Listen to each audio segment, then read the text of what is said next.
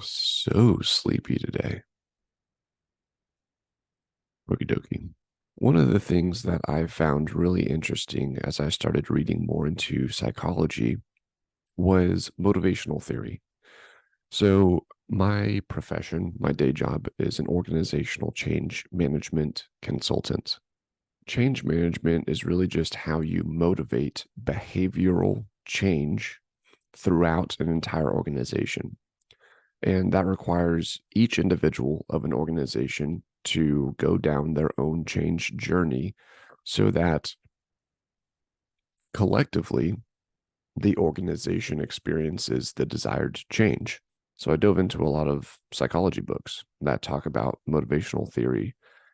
How do you stimulate behavioral change at the individual level with an organizational strategy?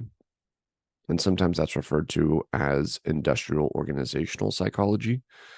Um, and really, that's just individual performance psychology applied at a larger scale.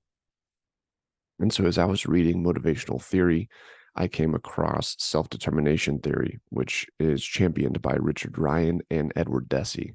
And Edward Deci wrote this book, Why We Do What We Do. And it's really a primer on his research on motivation. And one of the super interesting things that he discovered is that extrinsic rewards corrupt our intrinsic motivators. And it really can be any extrinsic reward. So anything outside of yourself that is coming from someone else that is a positive response to your behavior, that in and of itself can actually deter your natural internal motivation from continuing to do that behavior in the absence of the reward. So the study that he did was pretty straightforward. It was a group of college students that were given a task, and the task was a puzzle. And the puzzle in and of itself was, pretty entertaining. And so it was designed in such a way that the activity itself would be pleasing. And one group was challenged to figure out all the configurations of this puzzle, as many as they possibly could within a time limit. And then at the end of that time limit, the research assistant would step outside the room to enter the data or whatever. But then that's actually when the experiment began, because what they wanted to measure was how many of the students continued to play with the puzzle after the experiment has concluded. Now, there was two groups. The first group was given this challenge just for the sake of the challenge to solve as many configurations of the puzzle as possible. The other group was rewarded. They got $1 for each successful configuration of the puzzle within the time limit. And the interesting finding was the group that was not rewarded for successful configurations of the puzzle, they were more likely to continue playing with the puzzle after the research assistant left the room, after the experiment had concluded. They continued to play with the puzzle simply for the enjoyment of playing with the puzzle. The second group that was rewarded $1 for each successful configuration of the puzzle, they were much less likely to continue playing with the puzzle after the experiment ended, because at that point, they were no longer receiving any reward for a successful configuration of the puzzle.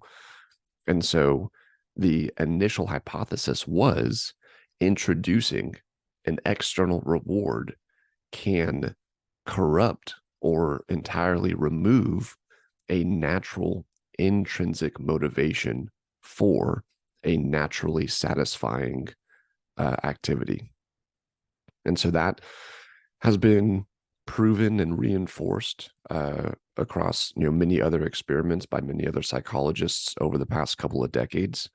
And so at this point, it's pretty well founded that if you introduce external rewards into a scenario, then the behavior that you're trying to reinforce has actually become dependent on that reward, so that if you remove that reward, the behavior is more likely to stop altogether. So, I mean, there's a bunch of different applications of that. If you think about students in public school learning, their motivation to learn is to get a good grade and to move on to the next grade. But if you removed the grading scheme, how many of those students would still want to learn that material? Probably not a lot, because we hijacked their natural motivation for curiosity and learning, and really crippled it by introducing external rewards. Now, here's the crazy thing. It doesn't even have to be controlling rewards like getting paid or getting good grades or anything like that. It could be even well-intentioned rewards such as praise. So this is the weird thing.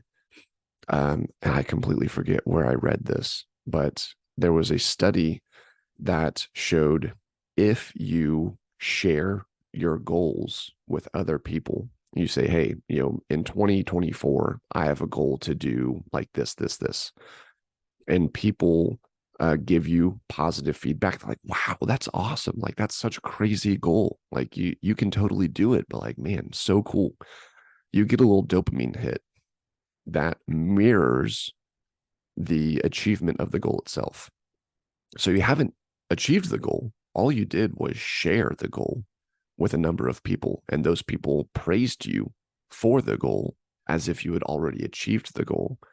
And so your brain already gets the dopamine hit, which can actually lead you to be less likely to continue pursuing the goal because you already got the reward. And so, and obviously I feel like there are people who are more susceptible to this than others. Like, I am super susceptible to praise. So if I share a goal and people are like, wow, that's so awesome, I'm like, sweet, like, tick. And it kind of decreases my motivation to continue pursuing the goal. And I've noticed that about myself. And so I kind of hold my goals close to the vest. And like, I'll share them with my wife because, for one, she doesn't just like blow smoke up my ass. She like encourages me to continue doing the work. One of her favorite aphorisms is, don't talk about it, be about it. And so I can share what I'm doing so that I can get her support.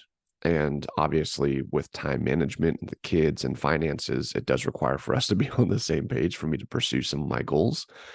And so we attack them as a team, but I don't get empty praise, and I don't share my goals with other people because I don't want that empty praise, because I don't want my motivation in any way to be skewed or impacted. Now, let's take that a step further. One of the more interesting things about the Sermon on the Mount, and yes, I am going to talk about Jesus a little bit because, funnily enough, he actually had some good things to say about some stuff. In the Sermon on the Mount, he has a little bit of a diatribe against the religious leaders of the day, where he talks about don't, give and sound a trumpet or whatever, like letting everyone know that, hey, look, I'm being charitable to the poor. Don't look all sullen and sunken when you're fasting, so that everyone knows, like, wash your face, bro. Like, look presentable, fast for your own benefit. And then don't pray on street corners. Don't make your worship and prayer this big show. Go in your closet, close the door, do it in your own privacy. What's so interesting about that is it directly coincides with what we have found about our psychology when it comes to motivation, that the more we blast it out into the public, the less likely it is we are going to continue in that practice for the sake of the practice itself, for the satisfaction that is intrinsic to the practice. And so, again, understanding that the New Testament is a religious script, and he's talking about, charity and fasting and prayer in religious terms, he still was touching on a very real aspect of, if you're going to fast and give and pray, for the sake of a relationship with your God, do those things in a private, personal way. Otherwise, you are corrupting the natural and intrinsic satisfaction of the practice in itself. And so that, I mean, again, it just continues to apply to so much that as we do things for our own self improvement, whether it's meditation, whether it's exercise, whether it's reading, whatever it is, I think of like those alpha male profiles that are always talking about the accountability and the responsibility. They're waking up at 5 a.m. and blah, blah, blah, blah, blah, blah, blah.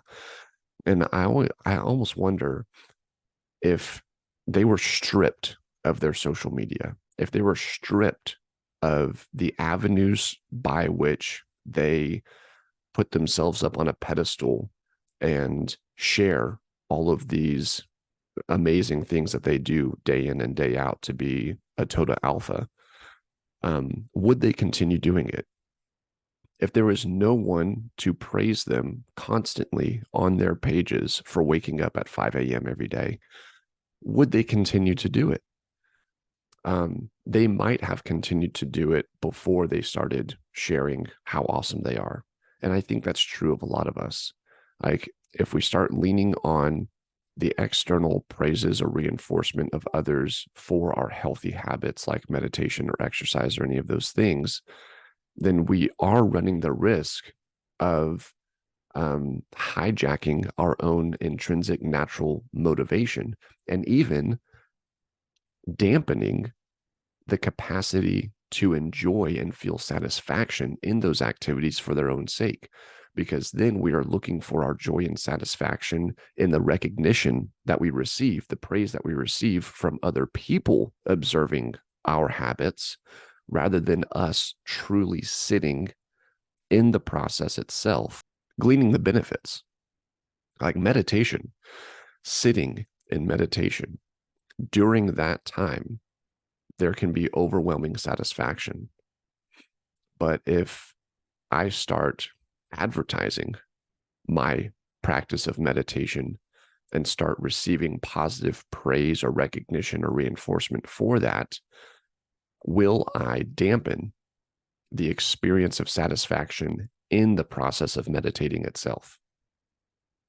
Edward Deci would say, yes, you run a very high risk of not only dampening your own experience of satisfaction in the process of meditating, but also you run the risk of corrupting your intrinsic motivation to continue your meditation practice itself. So I think our motivation can be a sacred thing, and not using that word religiously. It's just a good word to describe a metaphysical attribute of flow. And so I think there should be a trusted few that you share your goals with, that you share your self-improvement practices with. And those trusted few should be people who truly encourage you to continue in the process and don't just give you empty praise or a pat on the back. Your motivation is a sacred thing. Your journey to self-improvement is a sacred thing. Be very mindful and careful about the people that you invite into that journey, the people that you provide visibility to that journey, so that you maintain the purity of your motivation and maintain your capacity to truly experience satisfaction in the process. So there you go. Bee bop bop a doop boo.